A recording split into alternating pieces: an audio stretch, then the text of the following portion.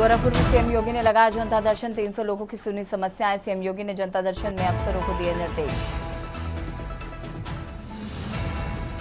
गोरखपुर में मुख्यमंत्री योगी आदित्यनाथ ने रोड टू स्कूल प्रोजेक्ट का किया शुभारंभ। पहले चरण में 78 परिषदीय विद्यालय शामिल। विद्यालयों के 17,781 विद्यार्थी होंगे लाभान्वित। लखनऊ में शिक्षक भर्ती अभ्यर्थियों का प्रदर्शन। हाईकोर्ट के आदेश को तत्काल लागू करने की मांग। सीआरटी निदेशालय का किया घेराव।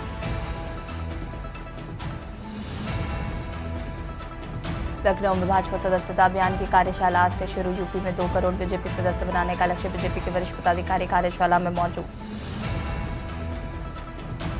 एमपी के छतरपुर में भीषण सड़क हादसे में 7 लोगों की मौत। यूपी सीएम योगी ने हादसे पर जताया 2 मृतकों के परिजनों के प्रति शोक संवेदनाएं की व्यक्त। सीएम योगी ने अधिकारियों को निर्देशित किया। राहुल गांधी के खटखट बयान पर सुनवाई। आज इलाहाबाद हाईकोर्ट में आज होगी मामले पर सुनवाई। कांग्रेस सांसदों को अयोग्य घोषित करने की मांग की याचिका पर सुनवाई।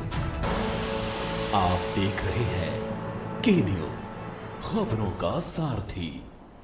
नमस्कार, खबर उत्तर प्रदेश में आप सभी का स्वागत है। मैं हूं आपके साथ यशस्वी शुक्ला। लखनऊ से खबर, जहां पर 69,000 शिक्षक अभ्यर्थियों का धरना प्रदर्शन। निशातगंज सीआरटी कार्यालय का पर जोरदार प्रदर्शन किया जा रहा है। हाईकोर्ट के आदेश का अनुपालन करने की मांग की जा रही। नई सूची बनाकर तत्काल नियुक्ति की मांग की गई है। पुरानी सूची बनाने वाले अफसरों को हटाने की मांग भी की जा रही है। छोटे बच्चों को गोद में लेकर प्रदर्शन कर रही हैं महिलाएं। नए अफसरों से सूची बनवाई जाए। अफसरों की लेट लतीफी से मामला फंसने का डर।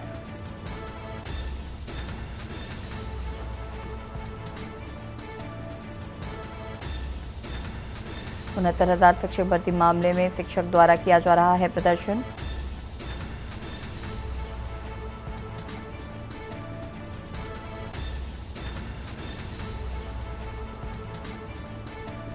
अफसरों की लेट लतीफी से मामला फंसने का डर।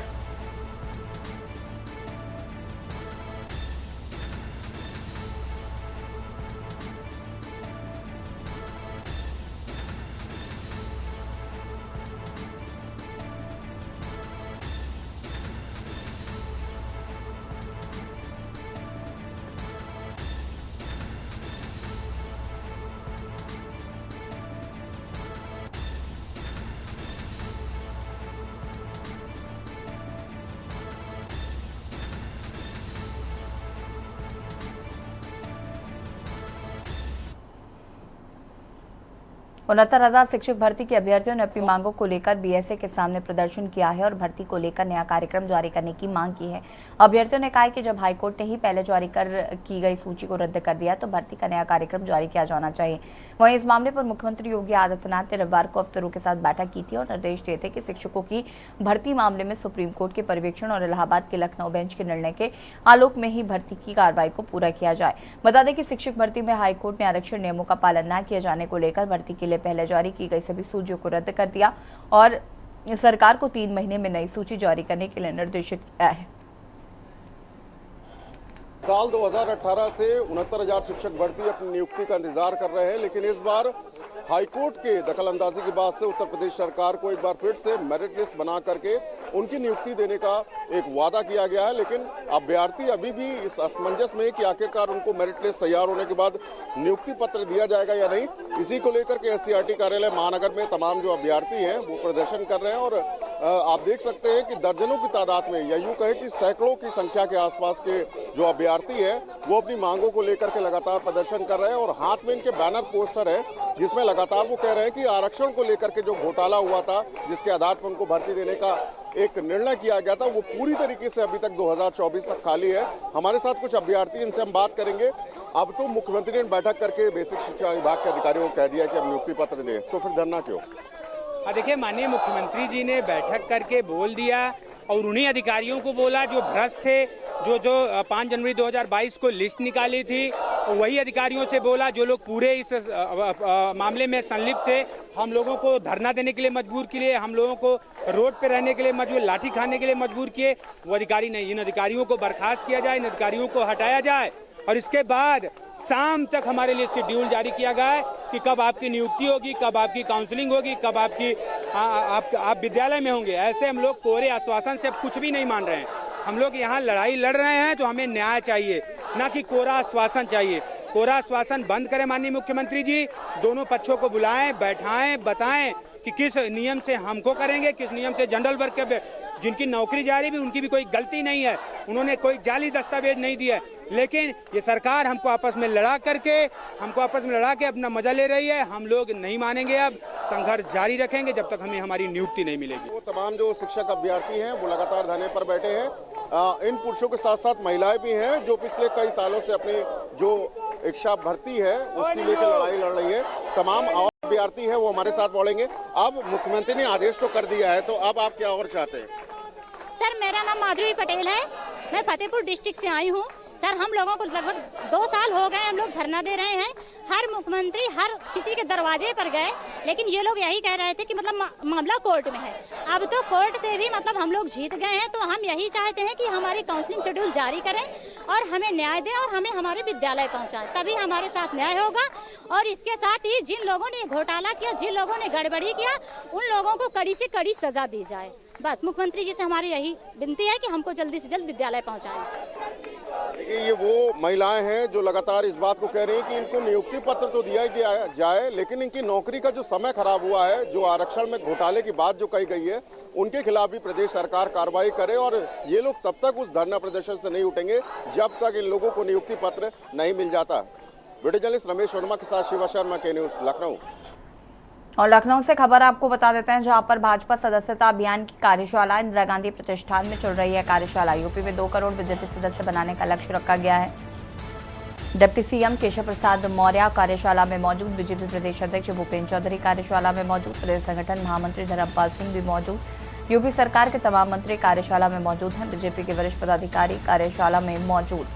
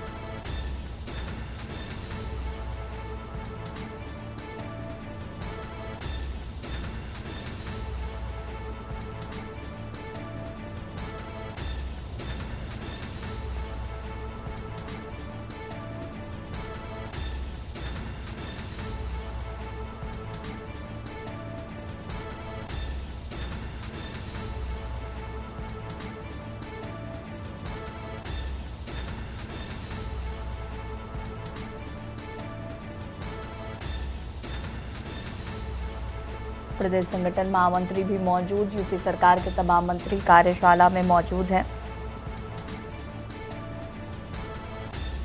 बीजेपी के वरिष्ठ पदाधिकारी कार्यशाला में मौजूद।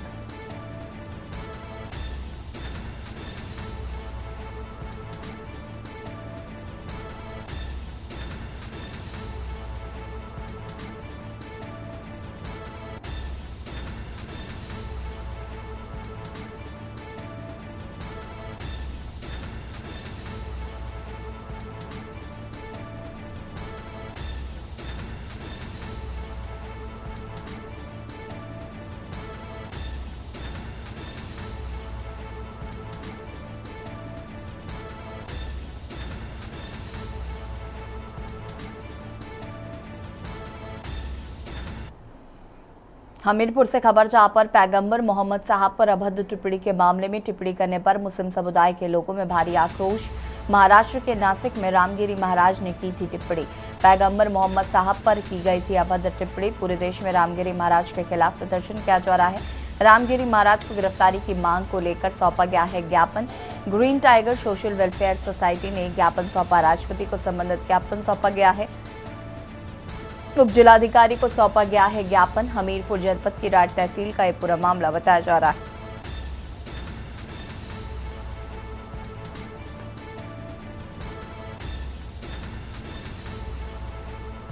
Green tiger social welfare society ने सौंपा ज्ञापन।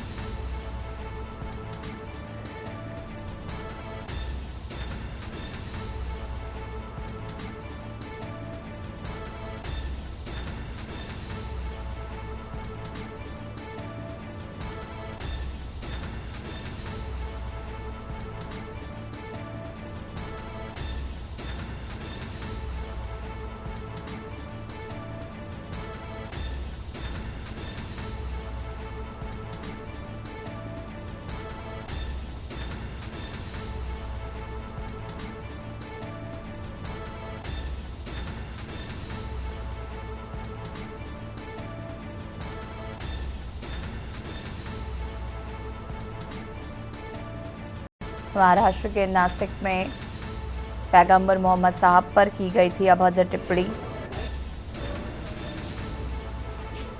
पूरे देश में रामगिरी महाराज के खिलाफ किया जा रहा है प्रदर्शन।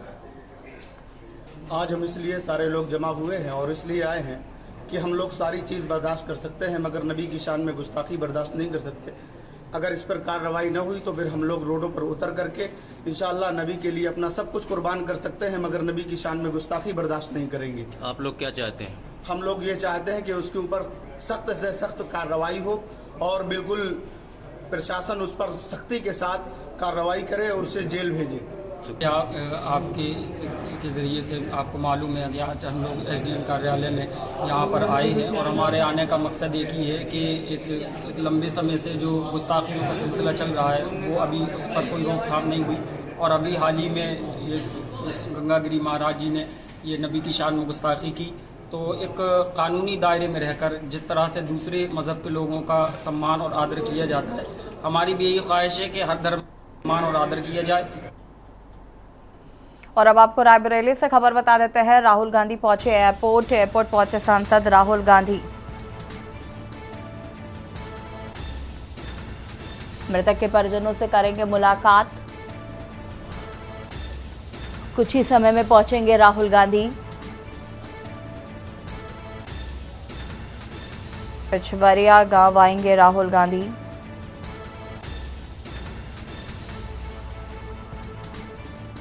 एयरपोर्ट पहुंचे सांसद राहुल गांधी।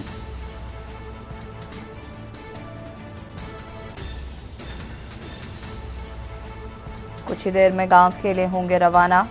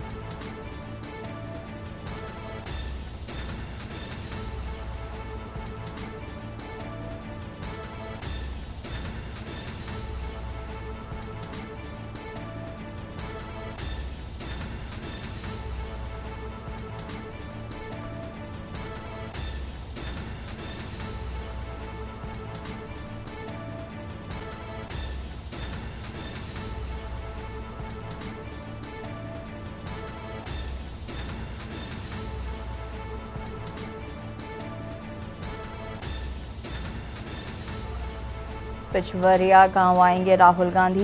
एयरपोर्ट पहुंच चुके हैं राहुल गांधी। आशिक पर फूटा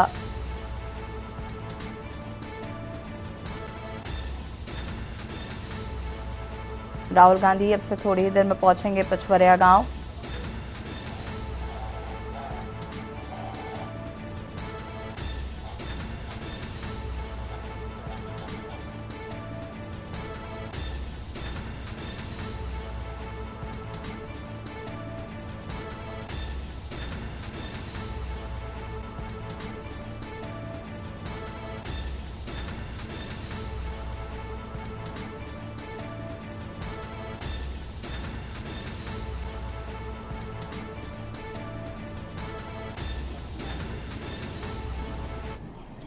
बरेली जिले में नागपंचमी के दिन दलित परिवार के युवक अर्जुन पासी की हत्या के बाद मामला राजनीतिक तूल पकड़ने लगा। जहां बीते दिनों समाजवादी पार्टी के सांसद आर.के. चौधरी ने दलित परिवार से मुलाकात की, तो वहीं आज रायबरेली सांसद राहुल गांधी अपने एक दिवसीय दौरे पर रायबरेली के नसीराबाद थाना क्षेत्र के पिछवरिया गाँव पहुँचेंगे। इस समय हम वहीं पर मौजूद हैं, जहाँ पे कुछ ही समय बाद राहुल गांधी पहुँचेंगे और पीड़ित परिजनों से मुलाकात करेंगे। ये देख सकते हैं उनके आगमन को लेकर के यहाँ पे भारी संख्या में जो पुलिस बल की भी तैनाती की गई है, कई थानों की फोर्स को यहाँ पे मौजूद किया गया है। पूरे गांव को बाकायदा बैरिकेडिंग की गई है और साथ ही साथ सुरक्षा व्यवस्था के पुख्ता इंतजाम किए गए। बताया जा रहा है कि कुछ ही समय बाद रायबरेली सांसद राहुल गांधी यहाँ पे पहुंचेंगे और मृतक अर्जुन पासी के परिजनों से मुलाकात कर उन्हें सांत्वना देंगे। केशवानंद शुक्ला, के न्यूज, रायबरेली। और आरोप छोटे से ब्रेक के लिए जो हाजिर होता है। आप देख रहे हैं के न्यूज, खबरों का सारथी। ब्रेक के बाद एक बार फिर से आप सभी का स्वागत है। श्रावस्ती से खबर जहां पर आशिक पर फूटा गांव की महिलाओं का गुस्सा। गांव की एक महिला से युवक का था प्रेम संबंध। सिरफिरे आशिक का वीडियो वायरल हुआ। अश्लीलता से आजिज महिलाओं पुरुषों ने किया विरोध। एसपी को प्रार्थना पत्र देकर कार्रवाई की मांग की है। गांव में अश्लील हरकत पर रोक लगाने की मांग की गई है। कार्रवाई न होने पर महिलाओं ने प्रदर्शन की चेतावनी दी है। मलिहपुर थाना अंतर्गत पड़ेपुरवा गांव का पूरा मामला बताया जा रहा है।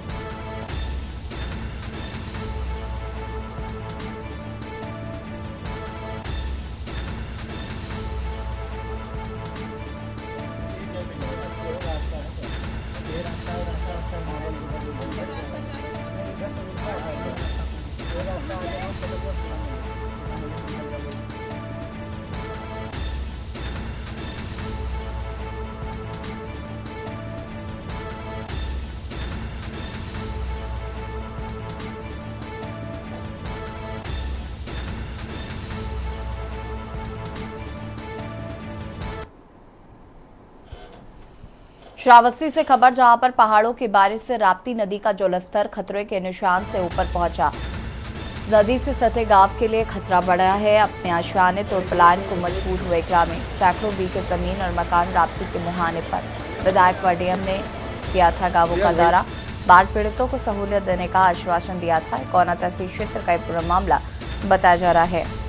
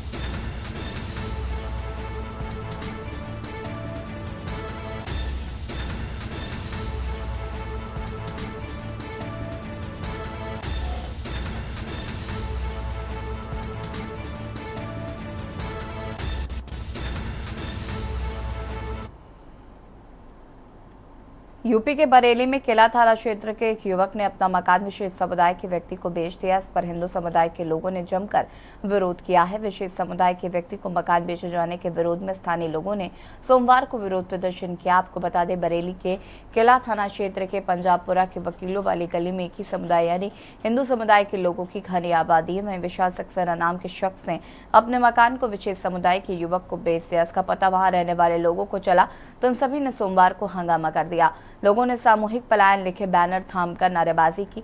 वहीं काफी देर तक विरोध प्रदर्शन किया गया और सामूहिक पलायन करने की चेतावनी दी। साथ ही पूरे इलाके में पलायन के पोस्टर चस्पा कर दिए गए हैं। स्थानीय निवासियों का कहना है कि उस गली में दूसरे समुदाय का एक भी मकान नहीं है। युवक ने अपना मकान दूसरे समुदाय के व्यक्ति को बेचकर माहौल खराब करने का प्रयास किया है। वो लोग किसी भी कीमत पर दूसरे समुदाय को वहां रहने नहीं देंगे। वहीं सूचना पर पहुंचे किला इंस्पेक्टर हरेंद्र सिंह ने विरोध प्रदर्शन कर रहे लोगों को समझाकर शांत किया। प्रदर्शन करने वाले लोगों ने मंगलवार को डीएम और एसएसपी से शिकायत करने की बात कही है।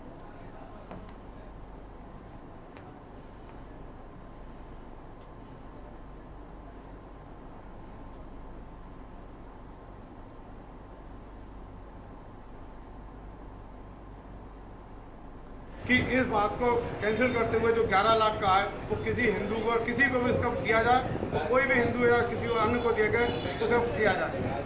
क्यों? अन्यथा ये जो इनका रोड पे आके जो वही रोड के एक साइड में मुस्लिम बहुल है, एक तरफ हिंदू बहुल है। हिंदू बहुल में ये आने के बाद फंडिंग करते हुए ये धीरे धीरे अपना पॉपुलेशन बढ़ा के और लव जिहाद का ये करते हुए इस तरह से इनका जो है बहुत ही घातक ये कदम होगा और जिसकी समझ जिम्मेदारी प्रशासन को लेना पड़ेगी कि अगर कोई भी कांड होता है इस हिंदू बहुल एरिया में तो सब समझ जिम्मेदारी प्रशासन की होगी। क्यों वो इस तरह से अगर नहीं रोकता है कोई भी उनका बैनामा को। और विशाल सक्सेना ने जो किया है गलत बैनामा ये किया है कि वो निवासी मूल निवासी यहाँ का है, जबकि उसने अपना एड्रेस जो है जाटापुरा जाने कहाँ का दिया है। अब इसकी जाँच कराई जाए कि ये कहाँ का निवासी है, कहाँ का यह फर्जी बैनामा है। और इसी बीच आपको ले चलते हैं रुद्रप्रयाग, जहां पर उत्तराखंड के मुख्यमंत्री पुष्कर सिंह धामी लोगों से वर्चुअली संवाद स्थापित कर रहे हैं। ये सीधी तस्वीरें आपको हम दिखा रहे हैं। 2024 को उत्तराखंड विधानसभा से हमने आंदोलनकारियों का जो क्षैतिज आरक्षण, जो 10% आरक्षण था, वो आरक्षण भी पारित कर दिया था।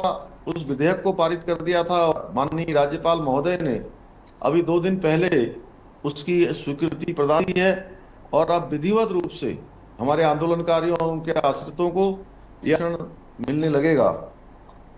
खिलाड़ियों के उत्थान के लिए बहुत अच्छा था कि आज मैं जब आप सबके बीच में आ रहा था सवेरे, आज 3 हमारे राज्य से जिन्होंने ओलंपिक में भाग लिया, जिन खिलाड़ियों ने, सूरज पवार, अंकिता ध्यानी और परम, तीनों लोगों से मैंने आज भेंट करी। पहले लक्ष्य से 2 दिन पहले यहाँ मिलकर गए और हमारे छोटे राज्य से भी 4 लोगों का ओलंपिक में पार्टिसिपेट करना, भाग लेना बहुत हम लोगों के लिए गौरव की बात है। खिलाड़ियों के उत्थान के लिए हमने नई खेल नीति हम लाए, मुख्यमंत्री खिलाड़ी उन्नयन योजना, उसमें उभरते हुए खिलाड़ियों को 1500 रुपये प्रतिमाह छात्रवृत्ति के साथ ही अन्य सुविधाएं भी दी जा रही हैं। खिलाड़ी प्रोत्साहन योजना का प्रारंभ किया गया है। इस योजना में 14 वर्ष से लेकर 23 वर्ष तक के खिलाड़ियों को 2000 रुपये प्रतिमाह छात्रवृत्ति एवं 10,000 रुपये प्रतिवर्ष खेल उपकरण खरीदने के लिए भी ये राशि दी जाएगी। पर्यटन के साथ साथ संस्कृति का संरक्षण भी हम कर रहे हैं। हम केदारखंड के सभी मंदिरों का विकास कर रहे हैं। ग्रामीण अर्थव्यवस्था के लिए होम स्टे योजना बहुत महत्वपूर्ण है और होम स्टे योजना को बढ़ाने का काम हमारी सरकार लगातार रूरल इंक्यूबेटर के माध्यम से भी कर रही है, अन्य शिक्षण के अन्य कार्यक्रमों के माध्यम से भी कर रही है। हमारी सरकार ने अभी कैबिनेट में एक मंत्रिमंडल में तय किया कि 5 करोड़ से कम की पर्यटन परियोजनाओं पर भी 1.5 करोड़ रुपए तक की सब्सिडी दी जाएगी, जिससे हमारे पहाड़ वासियों को, छोटे काम करने वालों को, होटल चलाने वालों को, ढाबा चलाने वालों को, होम स्टे चलाने वालों को सीधे सीधे इसका लाभ मिलने वाला है। और जिन लोगों ने पहले एमएसएमई के तहत लोन के लिए अप्लाई तो किया था लेकिन उनकी स्वीकृति नहीं हो पाई थी उस समय, तो ऐसे भी सभी हमारे 300 से ज़्यादा कारोबारियों को हमने सीधे उनको सहायता करने के लिए अभी कैबिनेट से यह प्रस्ताव भी पारित कर दिया है कि जो पिछले भी जितने भी हमारे बकाया इस प्रकार के उद्यम वाले लोग रह गए हैं उनको भी सब्सिडी प्रदान की जाएगी। भाइयों बहनों, ऐसे अनेक काम आज हम कर रहे हैं। सरकार किसानों को 3 लाख रुपए और महिला स्वयं सहायता समूह को 5 लाख रुपए तक का ऋण बिना ब्याज के उपलब्ध करा रही है। मेरा मन था कि आप सबके बीच में आता तो बहुत सारी बातें आज आप सबके बीच में होती। अभी पिछले दिनों जो पूरी केदार घाटी में आपदा आई है, उस आपदा में बहुत नुकसान हुआ है और हमने लगातार प्रयास किया है कि केदार घाटी फिर से जल्दी जो है ठीक हो, पहले जैसे स्वरूप में आए। और हमारी यात्रा चूंकि अभी सितंबर और अक्टूबर माह में यात्रा खुलना है, इसलिए हमारा संपूर्ण प्रयास है कि यात्रा फिर से अच्छे तरीके से चले और यात्रा में कोई व्यवधान किसी प्रकार का अब न हो। इसलिए अब दूसरे चरण की जो यात्रा है, जो सितंबर माह से जो यात्रा चलने वाली है, और जब तक कपाट बंद होने तक विभिन्न हमारे संगठन के लोग भी आए थे, धार्मिक संगठनों के लोग भी थे, तीर्थ पुरोहित सभा, हमारे टूर ऑपरेटर, घोड़ा खच्चर समिति, सभी संगठनों में तो बात मुझे वहाँ की समस्याओं के बारे में बताया। इसलिए हमने निर्णय लिया है कि अब द्वितीय चरण की जो यात्रा चलेगी उस यात्रा में पहले की जैसी व्यवस्था है वो व्यवस्था वैसी ही रहेगी। जो तीर्थयात्री उत्तराखंड में इन 4 धामों के दर्शन के लिए आएंगे वो बिना रजिस्ट्रेशन के भी आएंगे तो उन्हें ऑन स्पॉट ही रजिस्ट्रेशन की व्यवस्था उपलब्ध कराई जाएगी तथा इसमें किसी भी प्रकार की जो संख्या है उसकी बाध्यता अब नहीं होगी। और यहाँ पर वर्चुअली माध्यम से संवाद स्थापित कर रहे थे मुख्यमंत्री पुष्कर सिंह धामी। खबर उत्तर प्रदेश में फिलहाल इतना ही। देखते रहिए के न्यूज़ इंडिया। नमस्कार।